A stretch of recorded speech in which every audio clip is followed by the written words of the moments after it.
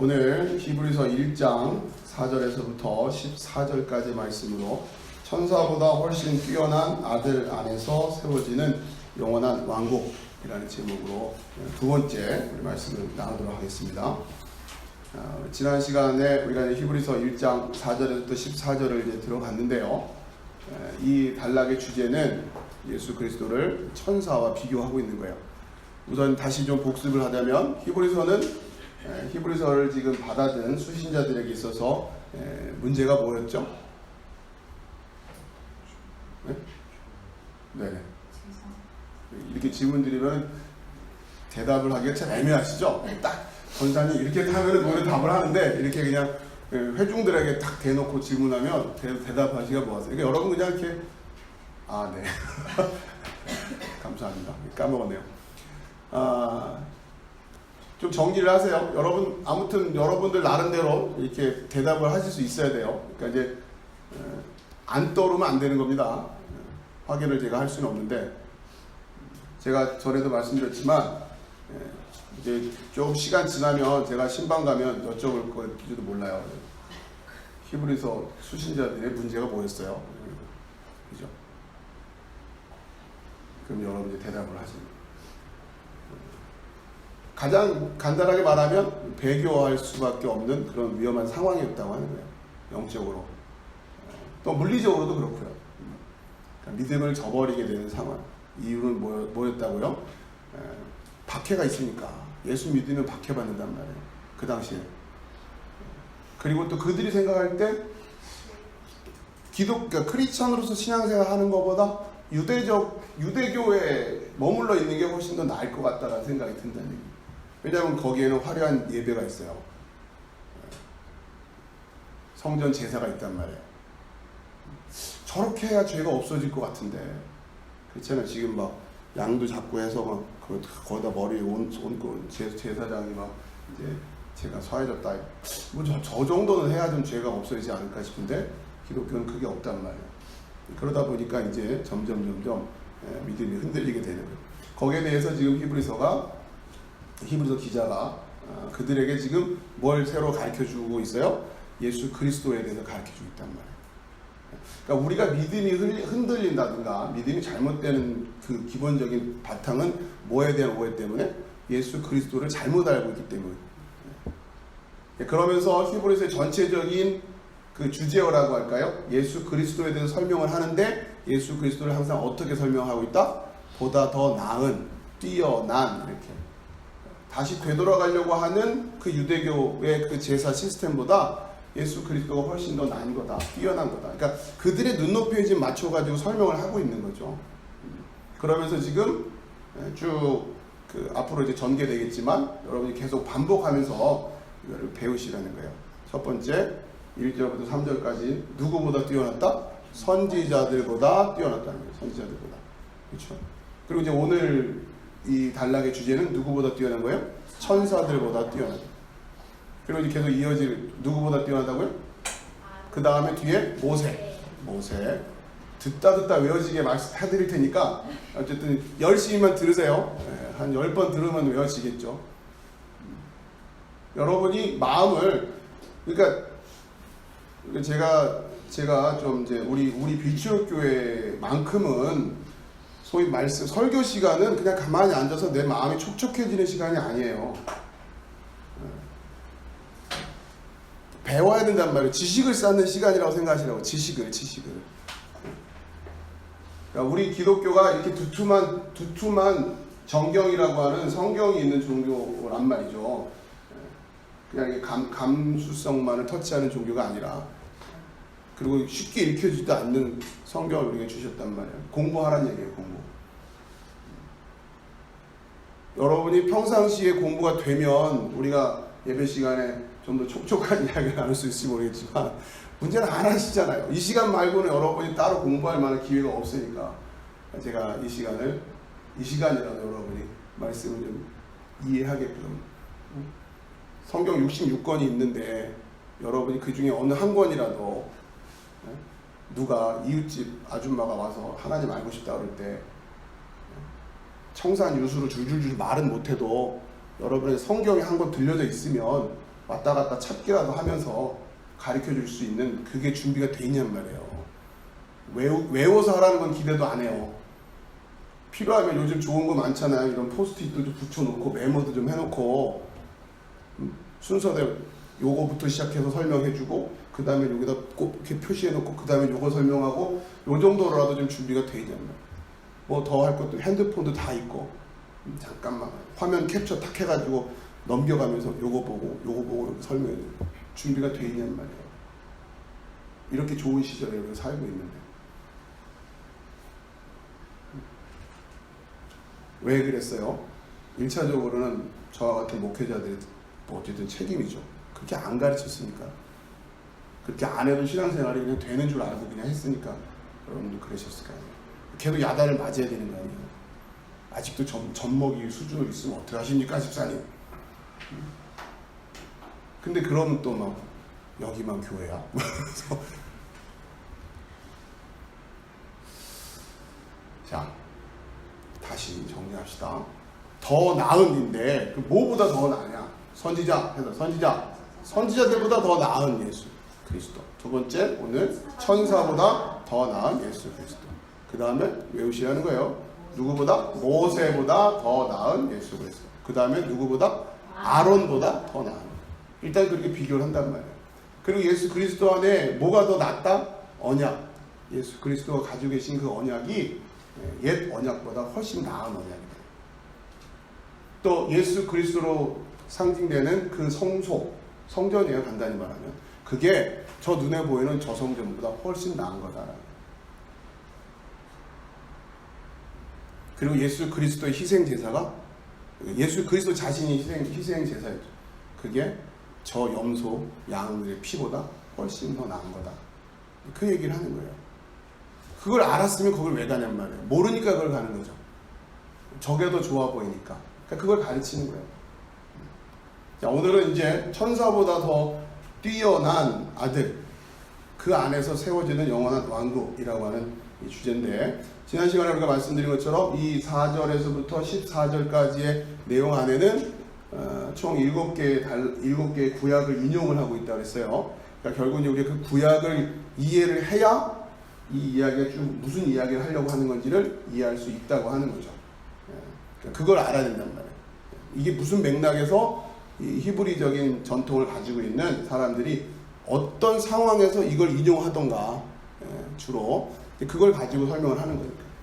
그래서 우선은 좀 이어가면 5절 한번 읽어볼까? 4절하고 5절을 한번 읽어볼까요? 시작. 그가 천사보다 훨씬 뛰어남은 그들보다 더욱 아름다운 이름을 기업으로 얻으심이니 하나님께서 어느 때에 천사 중 누구에게 너는 내 아들이라 오늘 내가 너를 낳았다 하셨으니 또 다시 나는 그에게 아버지가 되고 그는 내게 아들이 되리라 하셨느냐. 이걸 먼저 미리 좀 보여드렸어야 되는데 잠깐만요. 그러니까 히브리서 1장 4절에서 14절에서 지금 구약을 인용하고 있는 내용이 이거예요.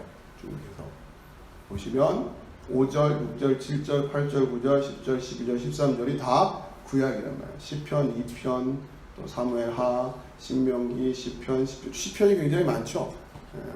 시편 이것들을 인용을 하고 있어요. 여러분 성경에 보면 아마 그렇게 이제 관주가 되는 성경들이 있으면 그 옆에 이렇게 여기 지금 구약에 어디를 인용하고 있다라고 하는 것이 표시가 되고 있어요.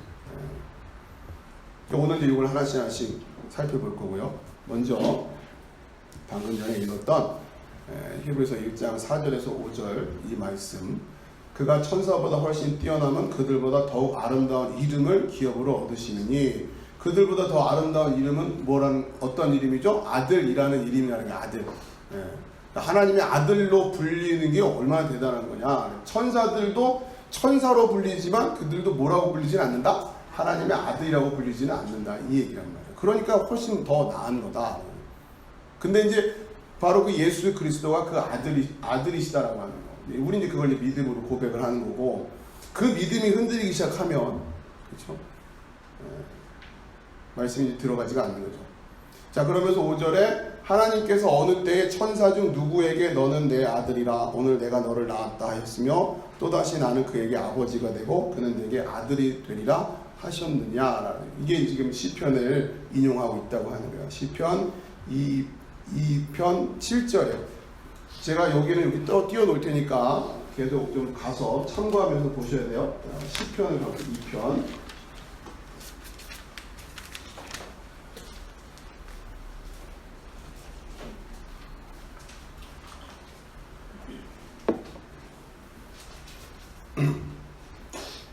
여러분께서 시편 2편을 이해하실 때 항상 1편하고 같이 짝을 지어서 이해를 하십시오. 1편은 어떻게 보면 총칙에 해당되는 얘기입니다. 가장 원칙적인 이야기죠. 악인들의 문제는 어떻게 되다. 그 다음에 복 있는 사람들은 어떻게 되다. 가장 원칙적인 이야기를 하고 있고, 그 다음에 좀 더 구체적인 이야기가 이제 2편에서부터 시작되는데, 자, 2편이 어찌하여 이방 나라들이 분노하며 민족들이 헛된 일을 꾸미는가. 방금 전에 1편에서 방금 6절에 뭐라고 끝냈어요? 읽어봅시다. 시작. 무릇 의인들의 길은 여호와께서 인정하시나 악인들의 길은 망하리로다 그랬는데, 그 망하는 길로 가더라는 거예요. 어찌하여 이런 거죠. 어찌하여. 도무지 이해가 안 된다는 거예요. 어찌하여. 이게 히브리어 라마예요. 라마. 해보세요. 라마. 왜? 제주말은 무사. 라마. 뭐 때문에? 라마. 어찌하여 이방 나라들이 분노하며 민족들이 헛된 일을 꾸미는가. 세상의 군왕들이 나서며 관원들이 서로 꾀하여 하는 일이라곤 뭐예요? 읽어봅시다. 시작. 여호와와 그의 기름 부음 받은 자를 대적하며. 시편 2편이 소위 말하는 이 로얄 쌈이에요. 로얄 쌈. 그래가지고 그러니까 그 로얄 시편. 그러니까 다윗 왕가에서 왕이 즉위를 할 때 대관식 같은 걸 하겠죠. 그때 이제 그 읽어졌던 그런 시편들이 있는데, 왕의 대관식에 읽혀졌던 노래되었던 그 시편이란 말이에요. 자, 이제 그 봅시다. 2절. 그러니까 그런데 이 로얄 싸움이라고 하는 이 시편은 신약에서 입장에서 보면은 메시아에 대한 예언의 메시지, 또 메시아에 대한 이야기들을 예표하고 있는 그런 시편으로 또 굉장히 신학적으로 중요한 시편들이에요. 그러니까 이 로얄 쌈이라고 하는 이 시편의 구조를 잘 들여다보면 메시아라고 하는 분이 어떤 분인가라고 하는 것, 그리고 예수가 어떻게 예표되고 예언되는가라는 것이 드러나 있어요. 여기 보면은 세상의 군왕들이 나서면 관원들이 서로 꾀하여 여호와와 그의 기름 부음 받은 자를 대적하며, 그렇죠? 우리가 그들의 맨 것을 끊고 그의 결박을 벗어버리자 하는도다. 예수님 오셔가지고 너는 내 멍에를 메라 이런 얘기를 하신단 말이에요. 근데 이들은 어떻게 한다요? 그들의 맨 것을 끊고 그의 결박을 벗어버리자 하는도다. 예수님 멍에 안 맨다는 거예요. 자, 그러니까 지금 예수님이 오셔서 하시는 말씀도 유대적인 어떤 문화나 전통의 배경을 가지고 이해해야 되는 내용들이 굉장히 많아요. 자, 4절 계속 보면 하늘에 계신 이가 웃으시며 주께서 그들을 비웃으리로다. 그렇게 악인들이 꾀한단 말이에요. 세상의 군왕들이 나서서 여호와 기름 부은 자, 여호와와 그의 기름 부은 받은 자를 대적하는데, 4절 보니까 하나님 어떻게 해요? 하늘에 계신 이가 웃으시며 주께서 그를 비웃으신다. 자, 5절에 그때에 분을 바라며 진노하사 그들을 놀라게 하여 이르시기를. 자, 이제 이들에 대한 하나님의 뭐라고 할까요? 처리법이에요. 그렇죠? 이 지금 세상의 군왕들과 관원들이 하나님을 대적하는 자들을 하나님이 어떻게 처리하시느냐 봤더니 6절에 같이 읽읍시다. 시작. 내가 나의 왕을 내 거룩한 산 시온에 세웠다 하시리로다. 7절. 내가 여호와의 명령을 전하노라. 여호와께서 내게 이르시되 너는 내 아들이라. 오늘 내가 너를 낳았도다.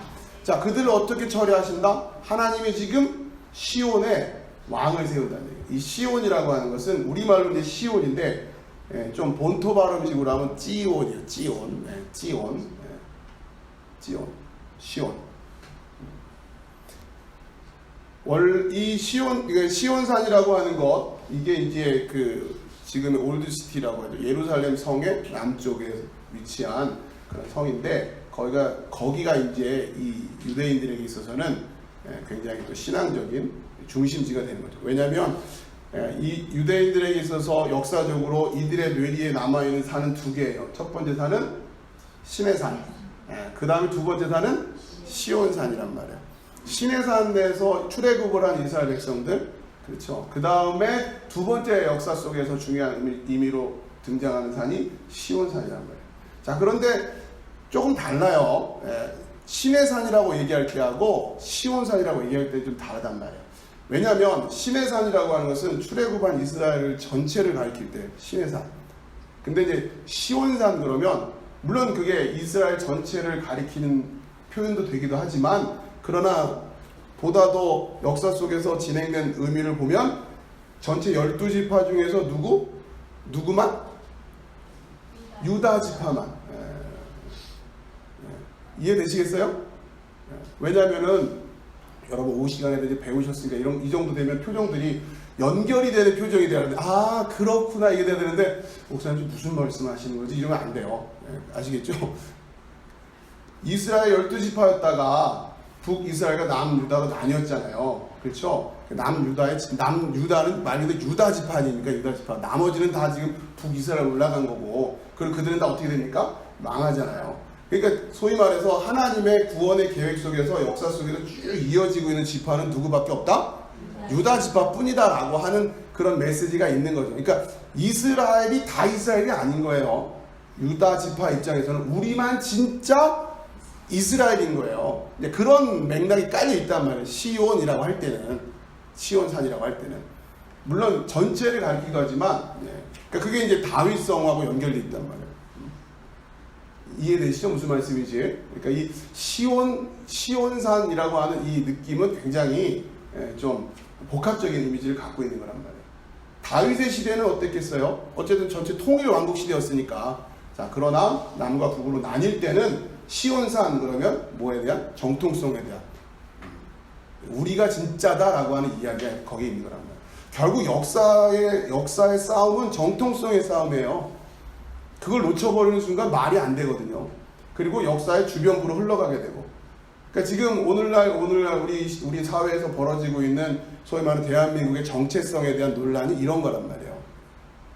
그거를 없애버리는 순간 그 다음부터 얘기가 굉장히 쉬워지기 때문에. 그럼 과연 우리는 우리의 역사의 정통성은 어디에 있는 것이냐라고 하는 것을 인식을 해야 돼요. 자, 그런 식으로 그러니까 이스라엘 역사 속에서 그 전통성은 어디에 이어지고 있다? 유다에게 이어지고 있더라고요. 그런 의미를 또 강력하게 얘기할 때도 시온이라는 개념이 되고. 그리고 아무튼 유대인이라고 하는 의미 자체가 어느 지파 사람들이란 얘기예요? 유다 사람들이란 얘기잖아요. 자, 그러니까 지금 그 정통성을 차지하려고 하는 데 있어서 핵심적인 상징물이 뭐냐? 그게 성전이에요. 그게 성전이란 말이에요. 그리고 그 성전을 성전되게 하는 거는 또 뭐다? 법궤, 언약이란 말이에요. 그러니까 그 고대에 있어서는 그게 지금 그러니까 어느 성전이 진짜 성전이냐라고 하는 이 싸움이 있단 말이에요. 우리가 가지고 있는 성전이 진짜 성전이냐 이렇게 되는 거예요. 그렇기 때문에 남과 북으로 갈려졌을 때 어떻게 해요? 예루살렘으로 내려가지 못하게 여로보암이 어떻게 합니까? 여러분들 다들 이렇게 생소한 표정으로 그죠? 위쪽에다가 뭐에다가? 단에다가 아래쪽에다가는 베델에다가 선생님만 대답하고 계시네요. 걱정 마십시오. 듣다 외워지게 해드릴 테니까. 그러니까 여러분 했던 설교 또 하세요 이런 소리 하지 마세요. 모르니까 계속 하는 거예요. 설교는 새로워야 된다라는 이 미혹만큼 지금 심각한 미혹이 없어요. 설교가 계속 새로워야 된다는 강박 때문에 목사님들이 계속 새로운 설교하려고 지금 문제가 심각해요. 여러분이 알 때까지 진리는 계속해서 반복해야 되는 거예요. 새겨질 때까지. 그래서 여러분 했던 얘기 또 하고 오늘 설교했는데 못 알아듣다 싶으면 어떻게 됩니까? 이제 괄호고 세 번째 되는 거예요. 4절부터 14절까지. 아, 목사님 왜 매번 똑같은 본문만 가지고 설교하시냐. 이유는 뭐다? 그렇죠? 아셔야 된단 말이야. 그리고 이제 이런 것들이 쭉 연결이 돼가지고 이렇게 꿰어져야죠. 자, 아무래도 오늘도 쉽게 가지는 않을 것 같은데, 자, 잘 기억을 하시죠. 이게 중요합니다. 역사에서 아무튼 구약의 역사에서 그 소위 말하는 영적 정통성을 이야기할 때는 결국은 뭐가 있다? 물론 그 핵심은 언약인데 그 언약의 상징이 성전으로 간단 말이에요. 구약의 그 광야의 출애굽 시절에서는 그 언약의 상징이 법궤고 그것이 성막 안에 있었단 말이에요. 성소 안에. 근데 그것이 계속 이동을 하죠. 계속해서 이동을 한단 말이에요. 네, 그러다가 소위 성전 시대가 되면서 그 법궤가 정착을 하게 된다. 그 남과 북으로 갈라지게 되고. 그러고서 그 성전, 어디에 성전, 왜냐면 거기에 사람들이 가서 뭘 하니까, 예배하니까, 거기서 하나님 만나니까. 그 정통성을 확보하려고 한단 말이에요. 그래가지고 이게 지도고 많이 보셨겠죠? 이게 뭐라고요? 위에 게? 갈릴리 호수고 이게 사해바다. 여기 예루살렘이 여기 있단 말이에요. 근데 지금 남과 북으로 갈라지면서 위쪽에 단, 여기 베데 이렇게 성전을 만들어서 여로보암이 여기다가 예배해라 이런단 말이에요. 이게 여로보암의 죄 중에 하나잖아요. 이게. 하나, 그러니까 여기서 있으면 일로 다 가려고 하니까 여기 있던 사람들이 그러니까 내려가다가 여기 딱 길목에다가 여기서 드리면 되는데 굳이 여기까지 갈 이유가 없지 않아요. 편히 잘 보세요. 여기에 머물러서 여기서 예배드리고 가는 사람은 어떤 사람들이겠어요? 여러분 생각할 때 이 길이 만만한 길이 아닙니다. 지금 차 타고 가지만 옛날에 걸어가야 되는 거 아니에요. 베델에서 여기까지. 근데 여기도 괜찮다고 하면은 여기서 괜찮다고 해서 여기서 드리고 그 전까지는 작년까지는 일로 왔었잖아요. 지금 이거 다 여기서 지금 했던데 나뉘면서 지금 여로보암 여기다 세워놓으니까 그 다음에 여기서 제사를 지내고 간단 말이에요. 1차적으로 어떤 사람들이. 여러분 역사를 한번 좀 잘 생각해 보세요. 그러면 그날 발표하자마자 확 그렇게 갔을까요, 사람들이? 그러진 잘 않겠죠. 그 관습이라는 걸 무시 못해요. 여전히 일로 가는 사람들이 더 많았을 거예요, 처음에. 그런데 어떤 사람들이 여기에 들렸을까요? 여러분 생각할 때. 편의주의적인 사람들이 먼저 하지 않았을까 싶어요. 일단 이게 편하잖아요, 내려가다가. 그리고 여긴 누가 갔을까요? 여기서부터 가려면 이렇게 가려던 사람들은 어떻게 가는 거예요? 그냥 여기도 있어 이렇게. 그죠? 편리하단 말이에요. 편리하단 말이에요. 그죠? 그때 사람들이랑 지금 사람들이랑 별반 다른 거 없어요. 편하면 좋죠. 예배를 편하게 시작하면 안 된단 말이에요. 편히. 그래서 제가 지금 예배도 아무튼 이렇게 수요 강의하는 것도 녹화를 해서 올려드리고 그러는데 어떻게 하다 보면 그냥 이걸로 다 그냥 만족하고 계시는 거 아닌가 싶은 경우도 있어요. 어쨌든 모여야 돼요. 제가 이렇게 녹화를 해서만 올려드린 이유는 피치 못해서 여러 가지 상황 때문에 이렇게 하는 것들 때문에 못 들으실까봐 하는 건데 그냥 아예 그냥 그렇게 생각하고 계시면 안 된단 말이에요. 그건 편의주의적인 생각이에요. 교회는 그렇게 서갈 수가 없습니다. 자, 아무튼 그 성전 만드는 게 광고였단 말이에요. 그리고 여기가 지금 정통성이 있다라고 주장을 하는 거고. 지금도 계속 사실은 시부리서도 그 얘기예요, 지금. 눈에 보이는 성전과 눈에 보이지 않는 성전의 싸움이란 말이에요. 자, 그러면서, 그러니까 지금 남과 북으로 나뉘었을 때도 이 부분에 대한 거. 그러니까 그랬을 때, 자, 이러한 상황, 처음엔 다윗이 통일왕국을 이루고 있을 때의 시온성이라고 할 때는 다윗 왕의 성인데, 이게 나뉘고 나서부터도 여전히 여기 시온성으로 불린단 말이에요. 그럴 때부터는 또 어떤 의미가 있는 거예요? 진짜 여기가 진짜 정통성이 있는 진짜 하나님의 전이다라고 하는 그런 생각들이 이 사람들한테는 있었겠죠. 그렇죠? 저기는 아니고. 문제는 그런데 정통성을 가지고 있는 이들이 거기에 걸맞게 신앙생활을 했냐, 이건 또 다른 얘기지만. 자, 그리고 이들이 북이스라엘도 망하고 남유다도 망한 다음에는 그 다음에는 누구에게 정통성이 지금 그 정통성 싸움을 어떻게 지금 넘어간다고 했어요? 포로로 끌려갔죠. 여기도 망하고 근데 여기도 망했단 말이에요. 그럼 이제 없어요. 이 성전도 무너져 버렸어요. 그 전까지는 우리가 이게 진짜야, 오리지널이야, 원조야 이랬는데 다 망해버렸으니까 이제 어떻게 돼요? 없단 말이에요. 그리고 바벨론으로 포로로 끌려갔죠. 자, 이후에 누가 진짜냐? 누가 진짜 이 하나님의 언약의 백성으로서 역사를 이어가고 있는 거냐라고 하는 그 정통성을 회복 내지는 그 정통성을 다시 이어가는 것을 역사는 지금 누구라고 이야기하고 있다? 바벨론 포로로 끌려갔는데 여러분 생각해보세요. 지금 여기 남아있던 사람들과 이방 땅까지 포로로 끌려간 사람 중에서 누가 더 오리지널에 가까운 거라고 생각하세요? 누가 본토박이래요? 우리가 상식적으로 생각할 때는. 그렇죠?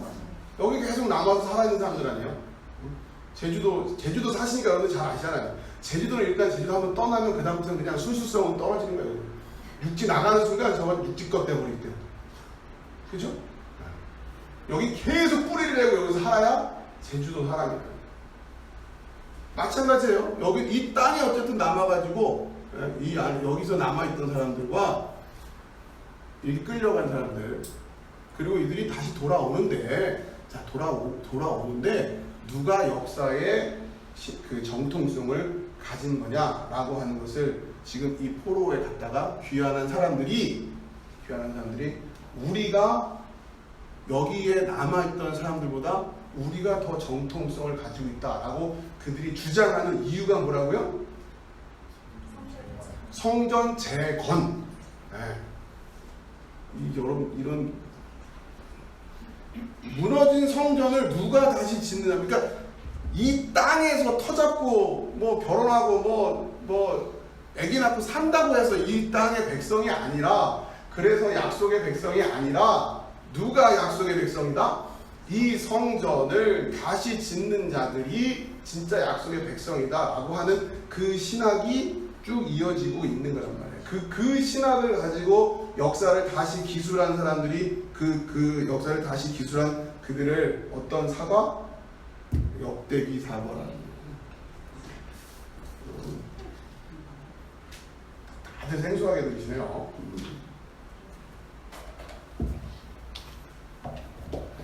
자, 그래서 여러분 배우셨죠? 창출, 민수, 사사마, 대란, 역대기는 그래서 다시 이런 얘기 여기에 초점이 있는 게 아니라 돌아갔다가 다시 성경을 그러니까 결국 성경 안에서 누가 하나님의 백성이냐, 그죠? 누가 하나님의 자녀냐라고 하는 이 질문과 굉장히 긴밀하게 연결되어 있는 게 뭐라고요? 성전이에요. 성전. 자, 이 이야기가 이제 신약으로 넘어오면 구약 때까지는 뭘 가지고요? 구약 때까지는 눈에 보이는 성전을 가지고서 얘기를 하는 거고 신약 때 예수님이 오셔서 똑같이 무슨 얘기를 논쟁을 하세요? 성전 얘기를 하시단 말이에요. 성전. 예수님이 말씀하시는 성전은 이 재건된 이런 성전이 아니었잖아요. 지금. 그죠? 똑같은 맥락인 거예요. 누가 진짜냐라고 하는 그 정통성의 싸움에 있어서 키워드는 성전이에요. 성전. 그죠? 그리고 이것이 예수님이 십자가 돌아가시고 부활하시고 나서 그 이후에 오순절 성령 강림 사건이 일어나고 나서부터는 이 성전이라는 용어 대신에 어떤 용어로 대치가 되는 거예요? 교회라는 용어로 대치가 된단 말이에요. 그렇죠? 그리스도의 몸이라고 하는 거예요. 우리가 진짜야 라고 지금 하는 거고 여전히 아니야 이게 맞는 거야 라고 하는 싸움이 지금 계속 이루어지고 있는 거죠. 지금 오늘날도 마찬가지예요. 소위 말해서 그 유대인들에 대한 마음을 품고서 소위 이제 복음을 전하시는 분들이 놓치고 있는 것 중에 하나가 뭐냐면 소위 말하는 그들이 지금 복음을 그들에게 전한다고 하면서 그들에게 이 성전 세워주는 걸 하고 관심을 많이 갖고 눈에 보이는 성전, 에스겔의 성전 이런 성경은 지금 그렇게 얘기되고 있지가 않단 말이에요. 지금 이거예요. 지금 이걸 분별해야 되는 거야. 이거를 진짜가 뭐냐. 그럼 예수님이 지금 뭐가 진짜라고 오셔서 가르쳐 준단 말이에요. 눈에 보이는 성전이 진짜냐 아니면 너희가 진짜냐 이걸 지금 예수님 무슨 얘기를 하냐. 예수님 오셔서 성전 건축하자고 하셨어요? 에스겔에 예언되어 있는 그 성전 다시 건축해야 되는데 이러셨냔 말이에요. 그게 아니라고요. 지금 그걸 놓치고 있어요. 문제는. 자, 아무튼 그렇기 때문에 결국 용어는 성전과 교회로 바뀌었지만, 성전과 교회로 바뀌었지만, 오늘날 우리에게 있어서 가장 핵심적인 거는 뭐다? 진짜 교회가 뭐냐? 이거예요. 이들이 마찬가지로 이게 진짜 성전이야? 아니야. 이것도 다 똑같이 성전이야. 여기 와서 예배 드려도 돼. 라고 했던 거가 맞냐? 아니다. 이것만이 진짜다. 라고 해요. 아니, 다 똑같이 만들어놨는데 뭐냔 말이에요. 마찬가지예요. 오늘에 오면은 이 주제가 성전 재건 세대에서는 누가 진짜 이스라엘의 그 영광을 이어가고 있는 연약의 백성이냐. 우리는 그 성전을 재건하는. 물론 이것은 다 우리의 입장에서 보면 예표죠, 예표. 무너진 성전을 재건해요. 십자가로 돌아가신 예수의 몸을 다시 세우는 걸 교회라고 하니까 이 몸을 다시 세우는 자들이 진짜라고 하는 것을 구약적인 모습으로 예표하고 있다. 우리는 그렇게 해석하는 거고 여전히 유대주의적인 관점에서 생각하는 그건 그거고 이건 이거대로 언약은 이어져야 돼. 이렇게 지금 그걸 소위 세대주의라고 한단 말이에요. 자, 그럼 결국 오늘날 우리의 관점은 똑같은 거예요. 용어는 바뀌었지만 진짜 교회가 뭐냐라는 진짜 교회.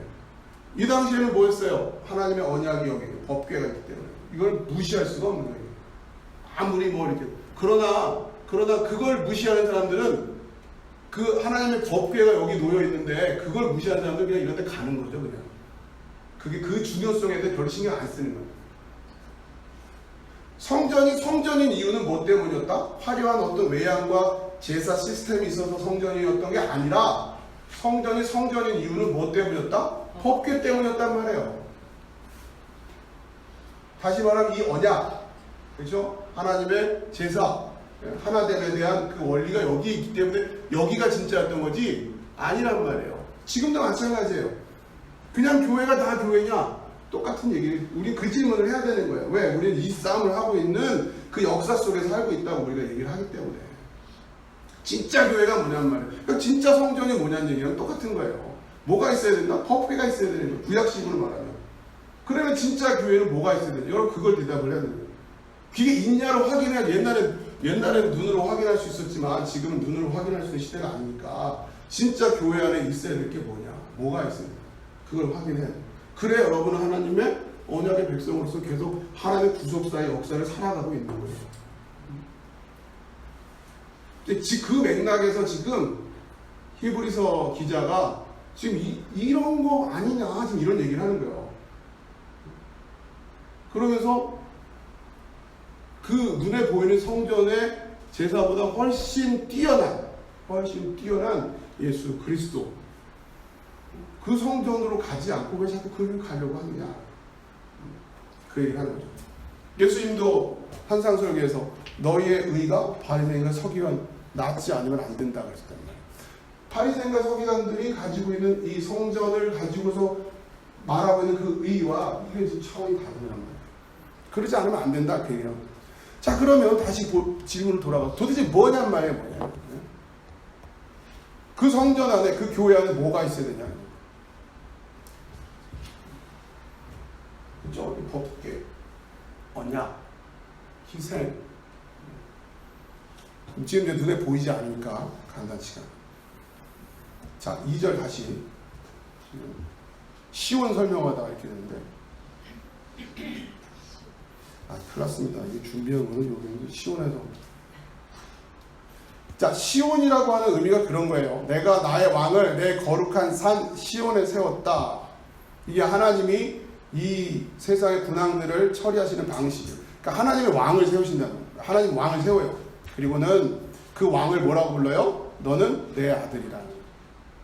그러니까 근데 이제 이게 지금 이 편이 언제 읽혀졌던 시편이라고요? 다윗 왕가의 그러니까 이건 이제 그냥 이렇게 역사적으로만 생각하자는 얘기예요. 다윗 왕가의 왕위가 이어지는 그 대관식 때 이걸 했단 말이에요. 그러니까 지금 이제 왕위로 올라가는 저 왕, 유대인들의 그 왕이 지금 뭐라는 거예요? 바로 이 시편 2편에 바로 이 세상의 군왕들을 다 물리치실 하나님이 세우신 그 왕, 그렇죠? 시온에 내가 왕을 세웠다. 근데 여기가 시온 아니에요? 지금 여기가 시온. 네? 그 얘기를 하는 거죠. 시온에 찬양을 하는 거란 말이에요. 그리고 지금 이들의 왕이 되고 있는 이분이 하나님이 뭐가 되는 거예요? 내 아들이다. 그 고백을 하는 거죠. 자, 그러면 8절 내게 구하라. 내가 이방 나라를 내 유업으로 주리니 내 소유가 땅끝까지 이르리로다. 그러면서 그 세워진 왕의 권능, 그렇죠? 그에게 주는 하나님의 축복, 언약들이 이제 쭉 이후에 이어진단 말이에요.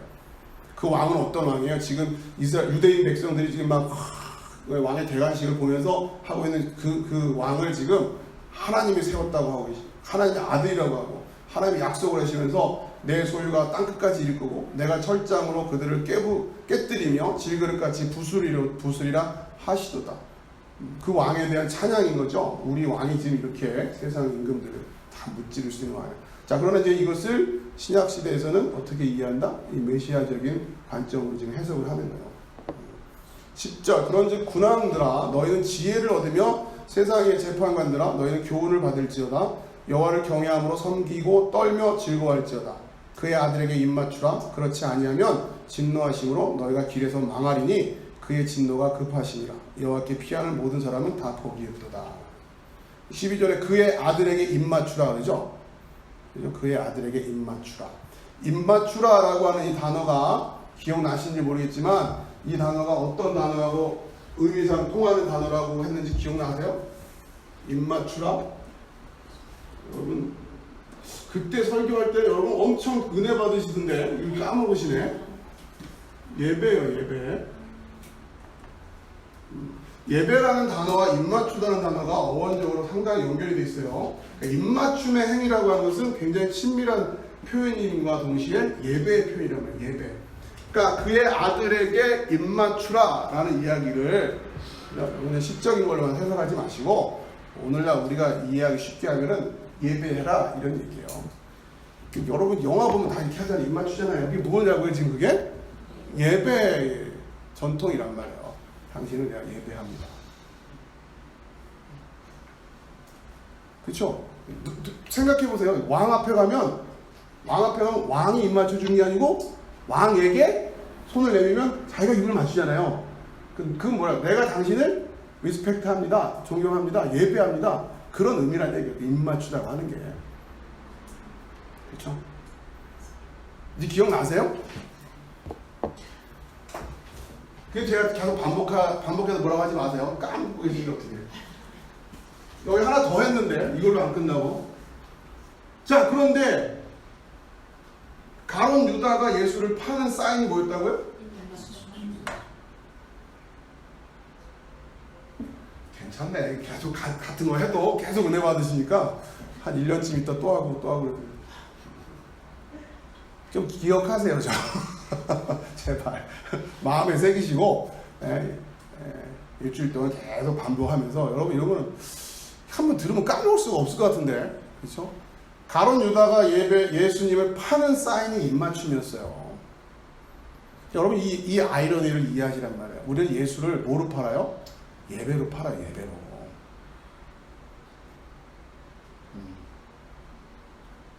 밖에서 예수님 욕하는 사람들이 예수를 파는 게 아니라 그런 게 어딨어 이런 사람이 예수를 파는 게 아니라 예수님을 예배한다고 하면서 예수를 판다고요. 여러분 이 아이러니를 잘 이해하셔야 돼요. 왜요? 가룟 유다가 원했던 메시아가 아니잖아요. 그래서 팔아버린단 말이에요. 여러분이 원하는 하나님이라면 이런 거 아니야? 라고 생각한 그 하나님의 그 이미지가 그게 여러분이 그런 걸 가지고 그게 말씀으로 계속 새롭게 진리로 정리되지 않고 여전히 그걸 가지고 있으면서 예배하는 것은 예배죠. 입맞추고 있는 거죠. 그러나 원하지 않았겠지만 결국 예수님을 팔고 있는 모양이 된다는 거예요. 자, 그러면서 지금 시편 2편은 유대인들에게 있어서는 이것은 왕에 대한, 그렇죠? 이런 왕이 그러니까 이런 하나님이 세우신 왕, 그리고 그분이 권능을 가지고 이웃 군왕들을 다 물리칠 것이고, 그리고 하나님의 아들이고, 이런 메시지들이 다 연결되어 있는 시편이에요, 이게 지금. 이걸 딱 시편 2편에서 내가 너를 세웠다, 이런 말을 하면은 그냥 탁 마음에 오는 거란 말이에요. 이 전체가 다, 이들은 외우고 했기 때문에 그냥 이 얘기가 뭐 쫙 흘러가는 거죠. 지난주에 말씀드린 것처럼 이 몸이 죽고 100번 고쳐주고 요것만 딱 들어도 주변 분위기가 탁 여러분에게 떠오르듯이 마찬가지입니다. 자, 그런데 이 말씀하고 지금 뭐하고 연결이 되고 있다면 사무엘하 7장 14절이 여기 좀 보시면서 이 시편 2편의 내용과 사무엘하 7장 14절이에요.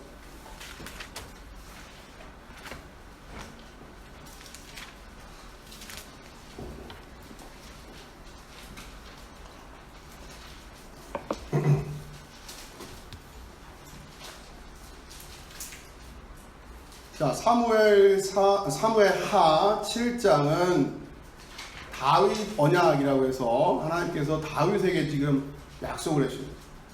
이것도 유대인들한테는 굉장히 유명한 구절이겠죠. 14절 12절부터 읽어볼까요? 시작. 내 수완이 차서 내 조상들과 함께 누울 때에 내가 내 몸에서 날 내 씨를 내 뒤에 세워 그의 나라를 견고하게 하리라. 그는 내 이름을 위하여 집을 건축할 것이요 나는 그의 나라 왕위를 영원히 견고하게 하리라. 나는 그에게 아버지가 되고 그는 내게 아들이 되리니 그가 만일 죄를 범하면 내가 사람의 매와 인생의 채찍으로 징계하려니와. 아멘. 자, 이런 메시지란 말이에요. 그러니까 이 중에 어느 거 하나만 툭 꺼내가지고 얘기해도 이분들은 어떻게 연결해요? 사무엘하 7장 다윗 언약, 다윗의 위를 영원하게 할 수 있다는 하나님의 그 언약이라는.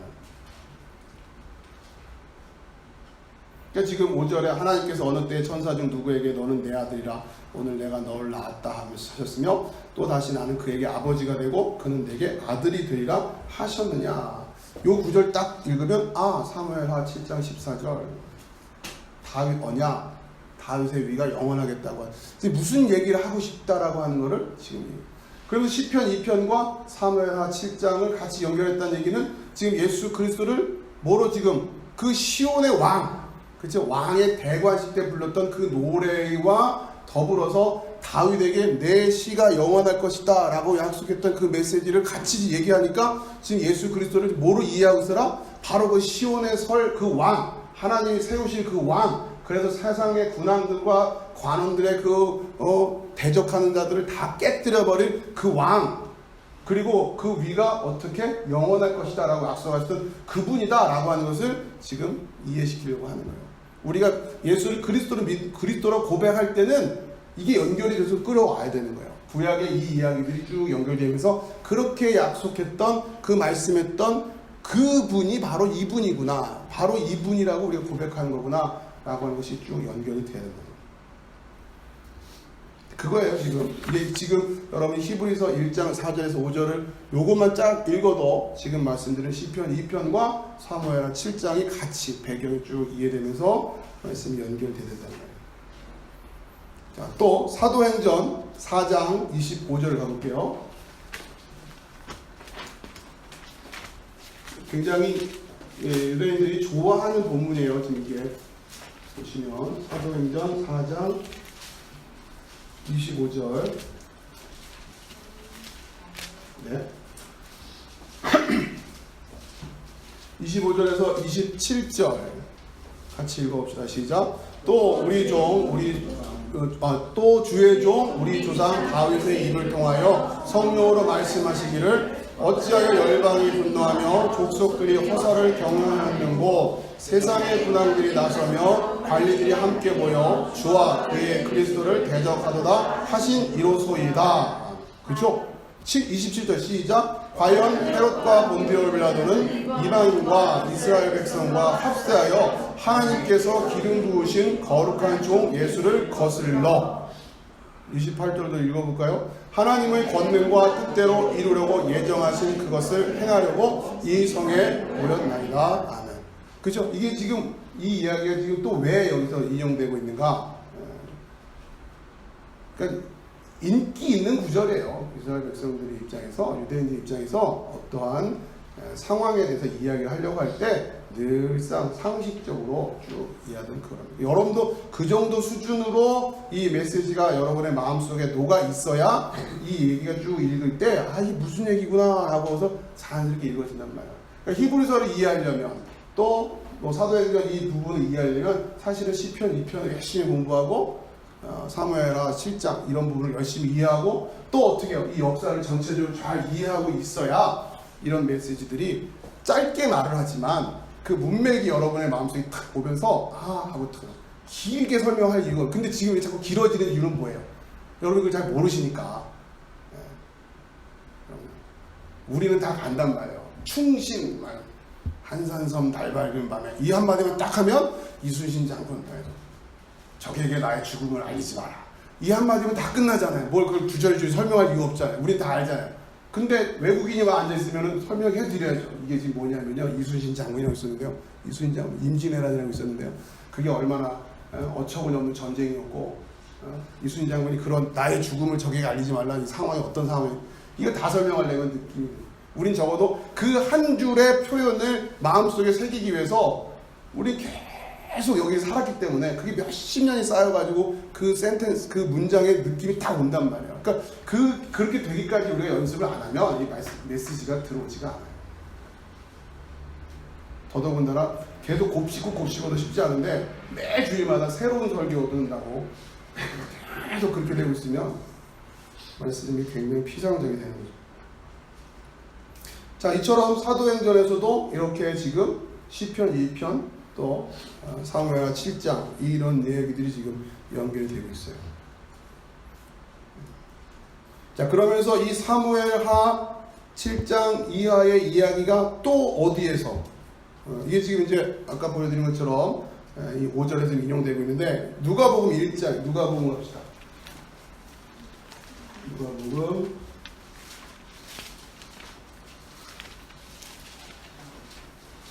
1장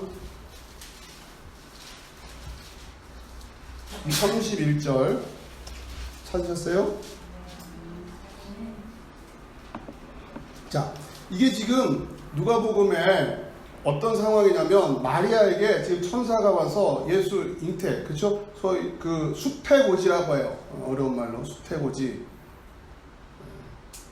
그 이스라엘 가면 수태교회라고 해요. 수태고지 교회라고도 있어요. 자, 그거예요. 지금, 자, 이게 지금 뭔 얘기인지 여러분. 31절 보면 보라 내가 잉태하여 아들을 낳으리니 그 이름을 예수라 하라 이러면서 설명하시기를 이 32절에 그가 큰 자가 되고 지극히 높으신 이의 아들이라 일컬어질 것이요 주 하나님께서 그 조상 다윗의 왕위를 그에게 주시리니 이 정도 얘기하면 또 얘기가 싹 이해가 되는 거예요. 지극히 높으신 이의 아들이라 일컬어질 것이요. 이건 시편 2편이에요. 보자마자 그냥 딱 하나님께 그 조상 다윗의 왕위를 그에게 주시리니 여기 사무엘하 7장 12절입니다. 지금 이 유대인들에게서 초미의 관심사는 바로 이거거든요. 이 왕. 시편 2편에서 말씀하신 시온에 내가 왕을 세우리니 한 그 왕. 그리고 그 왕이 다윗의 후손으로 올 건데 그렇죠? 그리고는 그 왕이 세상의 군왕들을 다 무찌를 거고 분명히 하나님이 그걸 약속하신 그 왕인데 이들의 역사 속에서 경험을 해봤다 못 해봤다? 못 해봤죠. 솔로몬 때나 조금 반짝하고 말았지 그 다음엔 뭐 바로 그냥 남북으로 갈려져가지고 언제 한번 이 사람들이 떵떵거리면서 이렇게 해본 적이 어디 있어요. 그렇죠? 그러니까 이게 지금 이 두 구절이 이스라엘 이 유대인들에게 있어서는 우리의 소원은 통일 같은 메시지예요. 이게 꿈에도 소원은 시온의 왕 다윗의 아들로 오기로 약속되어 있는 그분. 그래서 이걸 다 정리할 이분.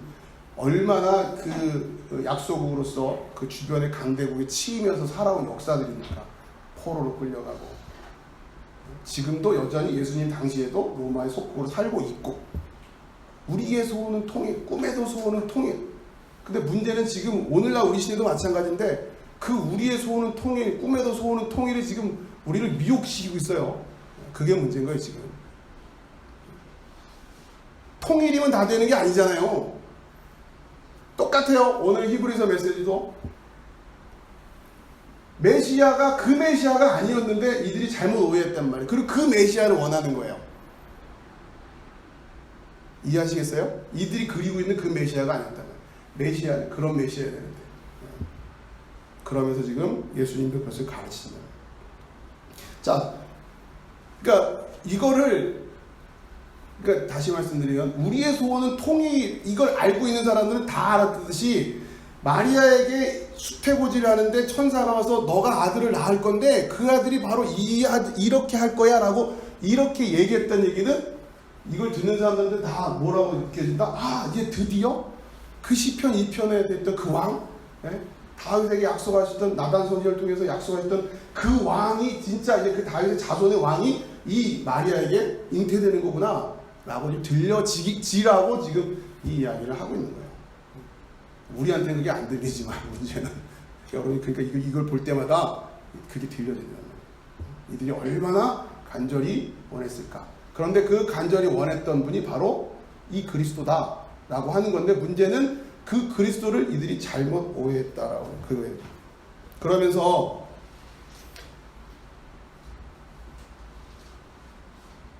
지금 시편 110편을 인용을 하고 있는데 우선 먼저 이걸 먼저 보고 갈까요? 마가복음 12장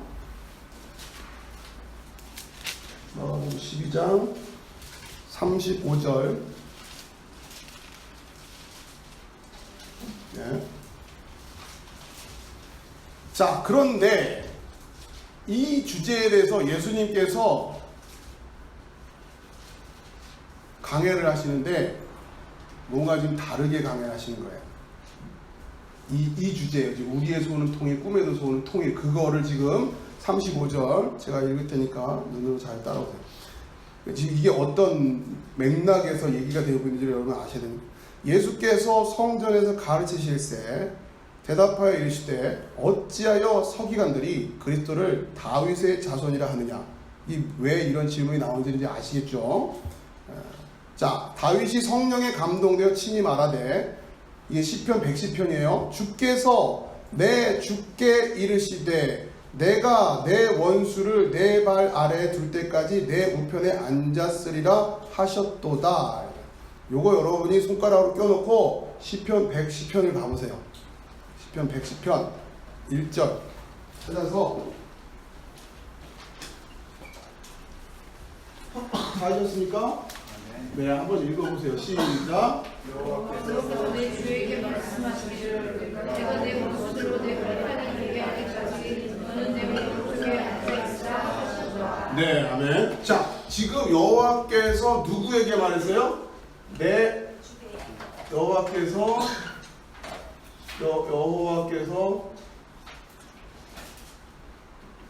누구에게? 내 주께 말씀하시기를 너는 하고 나가는 거예요. 그렇죠?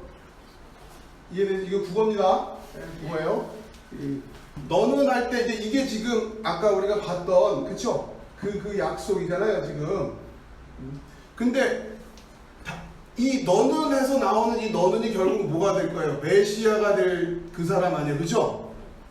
그죠? 너는 이렇게 될 거라고 요 언약을 받는 요게 메시아잖아요, 그렇죠? 이 메시아는 또 누구의 후손으로 와요? 다윗의 후손으로, 그렇죠? 다윗의 자손으로 온단 말이에요. 그렇게 해석을 하고 있죠. 유대인들은 두 개를 가지고서 우리의 소원은 통일을 그렇게 이해하고 있단 말이에요. 근데 지금 다윗이 뭐라고 얘기해요? 여호와께서 요건 다윗의 말이에요. 내 주께 이렇게 말했어요. 이렇게 된 게 아니에요.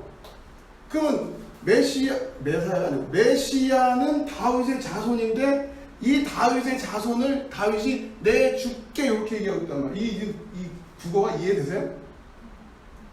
여러분 이게 이해가 돼야 돼요. 여러분 이게 지금 여호와께서 내 주께 이렇게 말씀하셨습니다. 요 내 주께 할 때 요 나는 누구예요? 나는 누구예요? 다윗이죠. 다윗이 지금 나의 주께 이렇게 말씀하셨어요. 너는 하면서 그러면 요 너는 누구예요? 다윗의 주죠. 그렇죠? 너는 쭉 하고 됐던 요 내용을 보니까 이게 누구에게 약속하시는 메시지더라? 메시아에게 약속하는 메시지더라 지금. 그러고 그 메시아는 유대인들은 누구의 자손으로 올 거라고 철떡같이 믿고 있어요? 다윗의 자손으로 올 것이라고 믿고 있잖아요. 그러니까 예수님이 지금 그 얘기를 하는 거예요. 자, 너는 이상하지 않니? 하는 거예요. 다윗이 37절 마가복음 12장 37절 다윗이 그리스도를 주라 하였은즉 그리스도를 내 주께라고 말하지 않았니? 어찌 그의 자손이 되겠느냐? 이 아이러니가 너희들 이상하지 않았어? 여태까지 성경을 그렇게 달달달 외우면서도 그 얘기를 하는 거예요. 그럼 뭔가 좀 생각을 해야 되지 않겠니? 지금 하나님이 단순히 물리적인 차원에서 다윗의 육적 혈통을 통해서 그런 차원의 이야기만이 아니다라고 하는 것을 너희들이 깨닫지 않으면 어떻게 지금 이 메시지가 지금 문법적으로 말이 안 되잖아요. 그건 예수님이 그 얘기를 하죠. 하시니 많은 사람들이 즐겁게 듣더라. 예수님이 굉장히 유머러스하게 설교를 하셨던 것 같아요.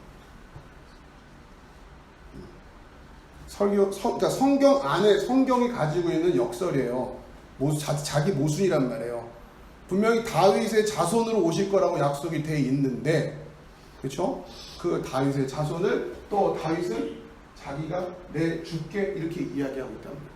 이게 뭔 줄 아니? 이렇게 지금 예수님이 직접 이 본문을 가지고 얘기를 하시는 거예요. 우리의 소원은 통일을. 아시겠죠? 이게 굉장히 중요한, 그러니까 이들에게 있어서는 아주 중요한, 늘 그냥 이렇게 속담처럼 늘 그냥 일상 언어 속에서 늘 사용하던 그 본문이고, 그들이 역사고 그들이 미래에 대한 소망이었고, 그 모든 것들이, 그리고 그것을 중심으로 살아가고 있는 것이 다 거기에 담겨 있는데, 지금 예수님이 거기에 대해서 근원적인 논리적인 모순을 지금 질문하고 계신 거예요.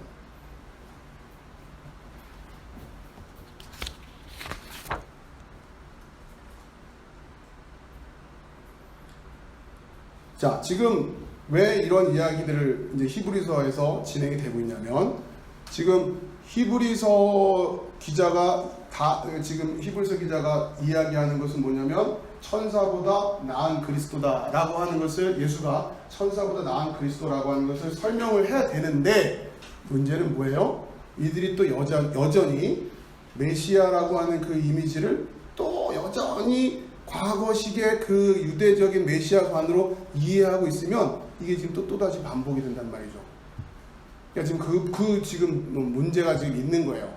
그걸 다시 정리를 하지 않으면 안 된단 말이에요.